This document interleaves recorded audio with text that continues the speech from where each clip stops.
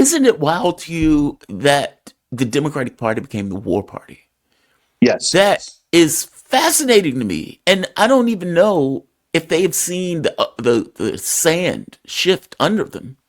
Wait a minute, let me put this on. I don't even know if they've seen the sand shift under them. Like they seem to just be missing it. They just seem to be missing it. It's fascinating. They have become pro-war. They have Mhm. become forever war.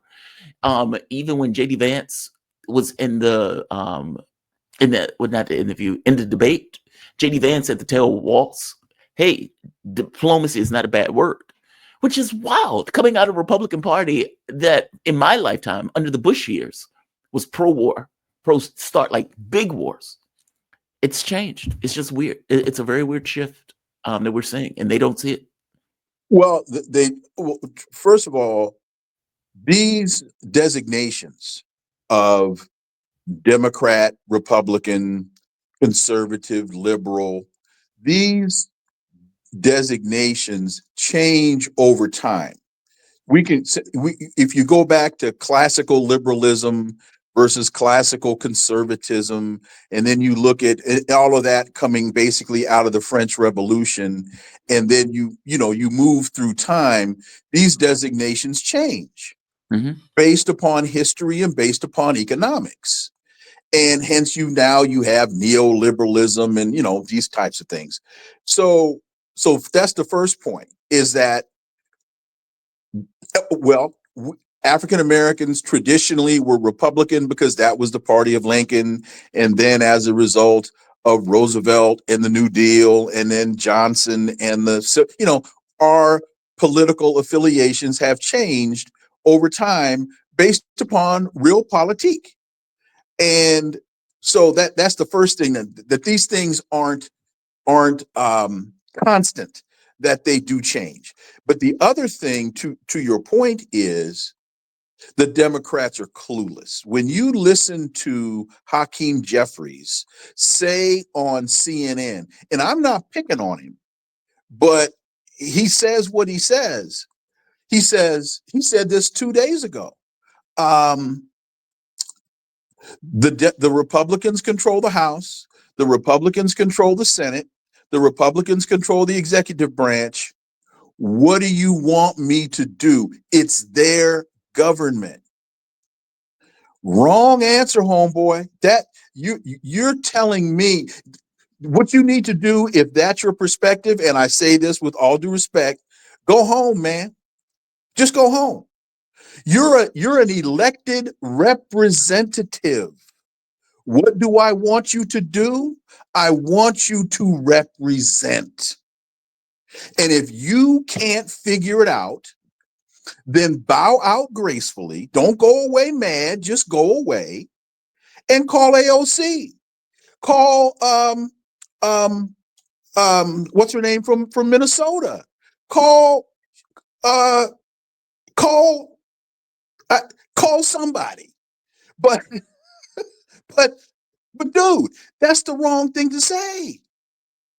Hakeem Jefferies is trash. I'll say it. I've watched that clip that you're talking about where he's like, "Look, we've lost it all. We don't have anything," and he's like, "You're saying that on TV.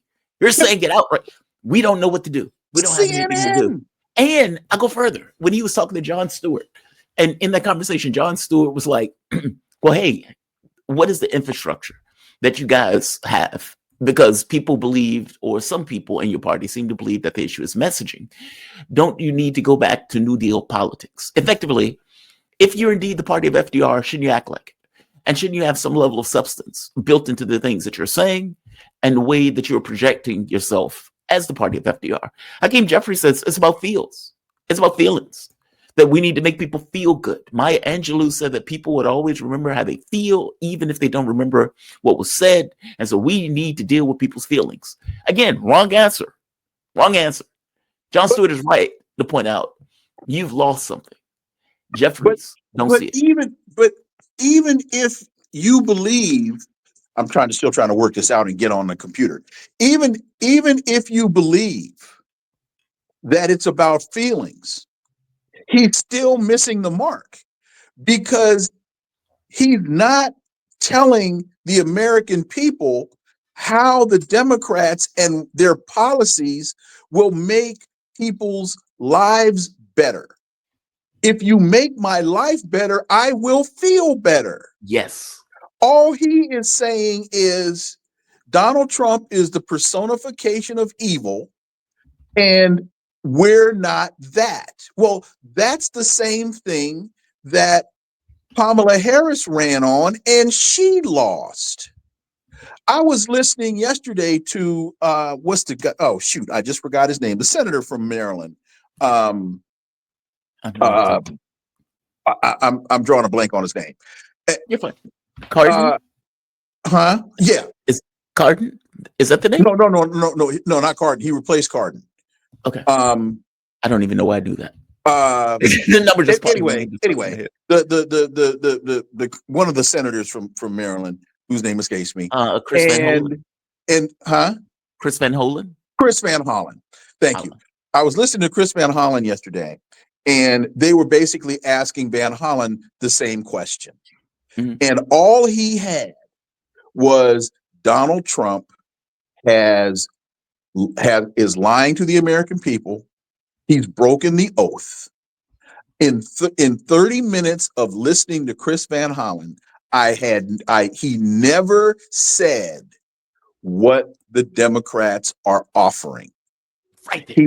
He never once talked about, here's our alternative plan. Here's our plan for 2026. He not a mumbling word.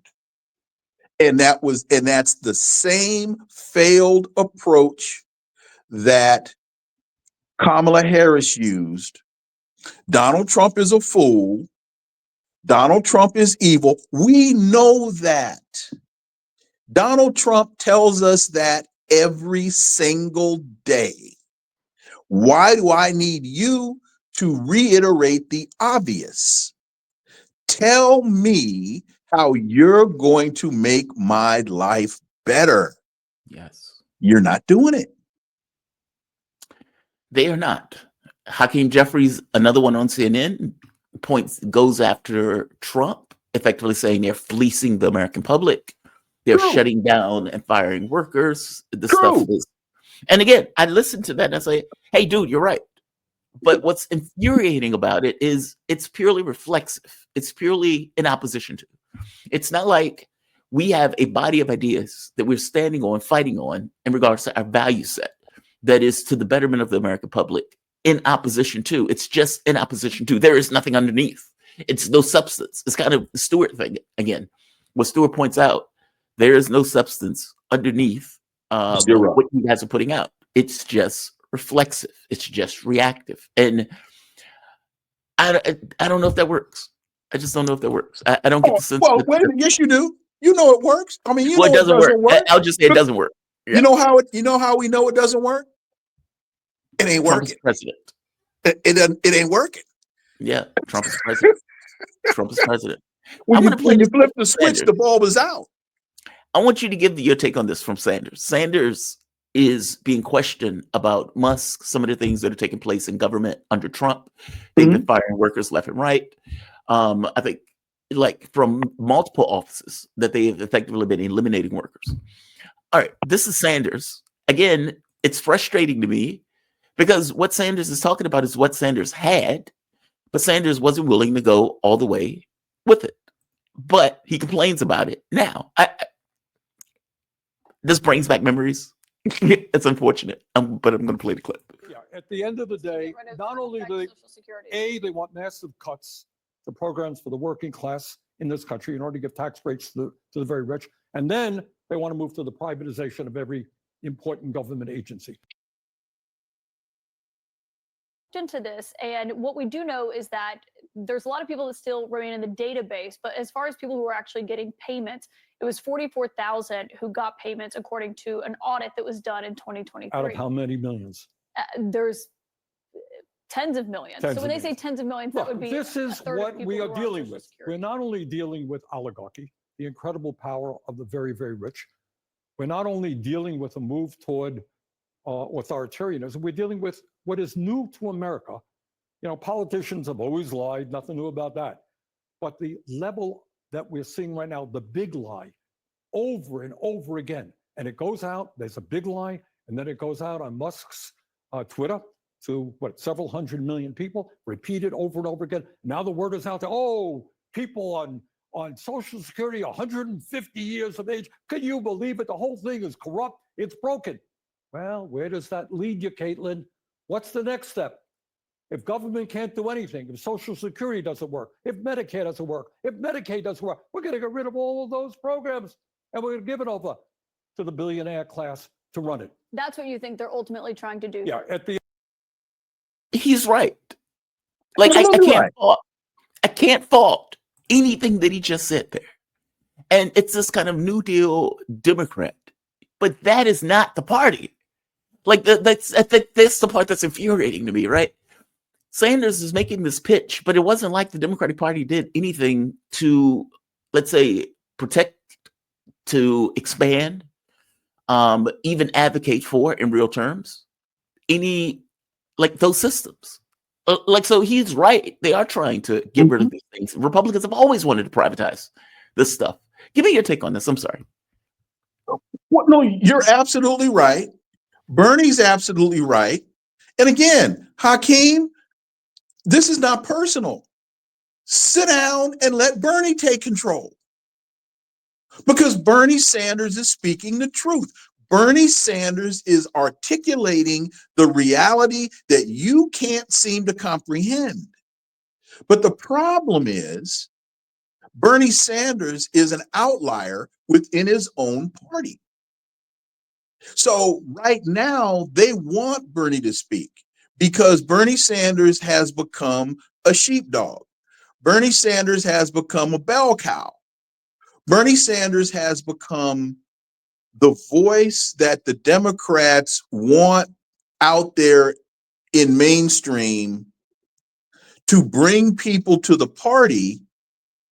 But then when it comes to legislation, the Democrats won't present the legislation that is consistent with the message that Bernie is articulating. Hence, Joe Biden was not elected to beat Donald Trump. Joe Biden was elected to beat Bernie Sanders. And Bernie Sanders needs to stop allowing himself to get pimped because they pimping homeboy. But I think he likes being a hoe. I can't wrap my head around Sanders because for me, Am I right? No, you are absolutely right. When Sanders was running the first time around, when he was going against Hillary Clinton, the man had millions, tens of millions of people that would have bled on the flag for him. And instead of marshaling that, he decides, well, I don't want to take the chance of Hillary Clinton losing. So I'm going to play this and fight this with one hand behind my back. I certainly can't win, so I don't want to go too far. Like, that's not the way Obama ran the race. Obama ran the race of everything is subordinate to me winning. But here's the thing. Bernie was winning. He was winning. I know I can't win, but I'm winning. I'm just saying the way he ran it. In the very beginning, Sanders didn't think he had a chance. And somewhere along the way, it became, oh, wait, I might be able to win this thing if I put my energy into it. Well, at that point, it was too late. And even the second time around when he ran against Joe Biden, he didn't want to put a knife in Joe Biden. Everybody could see that Joe Biden was not in his right mind. They trotted Biden out to get the black vote to win that race. That's the entire point of Joe Biden, to beat Sanders. I remember when Chris Matthews made that point of saying it might be better to let Trump win now as opposed to Sanders, because if Sanders wins it, he's going to take the party for a generation. Maybe, considering Sanders taking the party for a generation wouldn't have been a bad thing. And maybe Sanders needed to have a little bit more faith, confidence in himself, a little bit more loyalty to the people who helped him. I don't know. I am deeply bothered by Sanders right now. Well, been bothered by Bernie for about 8 years because he's a sheepdog. I don't know if he's an Australian sheepdog or what, but His job is to keep the herd in line. He's the bell cow. The other cows are supposed to follow him. But see, But they're not going to listen to him. but Like, no, meaning obviously, Yep. and here's the question to the Democrats. Here's the question to Hakeem Jefferies: are you playing to win, or are you playing not to lose? And right now, the sense I've gotten from them since is they're playing not to lose. And I don't only mean lose the election, I mean lose the money that they've been getting from the same benefactors that are paying the Republicans. Yes, and I think that's their constraint. Meaning APAC. it's not about like, okay, what do we need to do to win? And everything is on the table to win. Even if that means severing the money that we're getting from all of these billionaires, like you said, APAC, all of these organizations. Right. Or are we trying to win within constraints? Those constraints being we need to keep the money. Because I don't think they can do both. I think they've come to a crisis point that in their minds, well, we can take the money and we can do this kind of stuff around the edges. And it got to a point, I think, where it's so negligible that the working class had no buy-in. Why are we going to support this political party if we don't believe we have a buy-in for the political party? And so, like, it's like, okay, well, you can win if you go in a certain direction, but you may not be able to take the money and do that, especially if the money is a constraint to you doing the things necessary to win. Nancy Pelosi was very clear, and I think it was might have been a Forbes interview, maybe 10 days ago or 2 weeks ago, when she said the Democrats don't have to change anything. She said that's in print. The Democrats don't have to change anything. You take that and you take Hakeem Jefferies. What am I supposed to do? It's their government. Yeah, man, it's You can't. I don't You I don't get it. can't. I think I've said this on this show before. You can't compromise on the front end for the sake of political expediency and then try to claim the moral high ground on the back end. That's called inconsistency. You cannot, that's called hypocrisy. You cannot do that. And that's the Democrats keep getting caught in that play. Mm-hmm. They roll Bernie Sanders out. Everything Bernie Sanders said on that interview just now was absolutely correct. Yes. But they can't run on it. They refuse. They don't run on it. In their minds, their benefactors. Look, Social Security. You want to make Social Security solvent? It's very simple. And what I'm about to say, I've said this before on this show. The math proves this to be true. Raise the ceiling on the Social Security tax. Yes. From $168,000, pick a number, $1 million, $2 million in salary. Raise the ceiling. You not only will you solve the so-called solvency problem for Social Security, you'll be able to increase benefits and you'll be able to lower the retirement age if you just raise the ceiling on the Social Security tax contribution. That's very simple to do. And if you're making $1 million in salary, we're not talking about income. We're talking about salary. If you're making $1 million in salary, you can afford another 1% or whatever the number is tax on that million. That's not going to impact the size of the pool you build in your backyard. That's not going to impact the size of the yacht you buy. It's not going to make a difference between how many Mercedes or Maybachs you can afford. If you're making $1 million in salary, it's not going to matter how many bottles of Dom Perignon you can buy for the Christmas party. It's not going to have any impact on that. Totally true. I mean, what people may not realize is that if you are making $1 million a year, Social Security, I think it's like within 2 months in salary, right? I think in like not 2 income. months, you don't have to pay any more as a Social Security tax. No, man, you're absolutely right. I can't disagree with you. So Hakeem Jefferies, that's an idea, Hakeem. But see, he's not going to see that idea. He can't do it.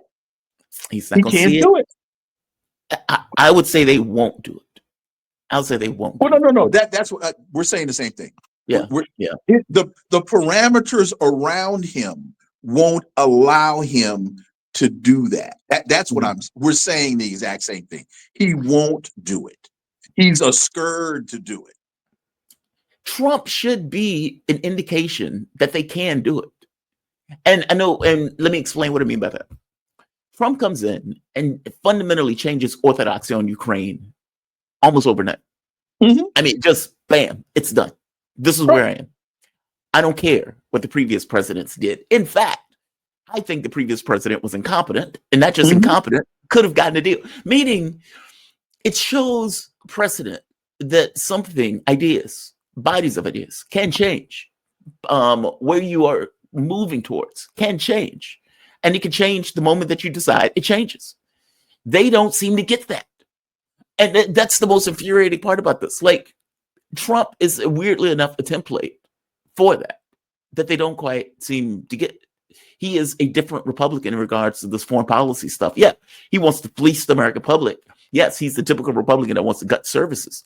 But on foreign policy, he splits the opposition. He comes up with a different premise of how we organize the world and how we function in that world. That changed the moment he got elected. Proof of your statement. Proof of concept. Mitch McConnell. Yes. Mitch McConnell used to be in control of the Republican Party as it relates to the Senate. Mm-hmm. Mitch McConnell now is the outlier. As he is in his the year of his last term, all of a sudden he's found Jesus. And all of a sudden now he wants to do what's right. He can't get not one person in the Senate to side with him on votes that are contrary to the Donald Trump position. Yep. And Donald Trump just told Zelensky, you started this war. Yeah. He just told Zelensky, you started this mess. Now, what he needed to say was, of course, you were the dupe, you were the proxy. He needed, but Donald Trump is the first person I've heard in the American government say, Ukraine started the war, which they did. That's true. It's fascinating. That's all. It's fascinating. It's mind blowing, right? Like I've never seen a political shift this drastic. That's all.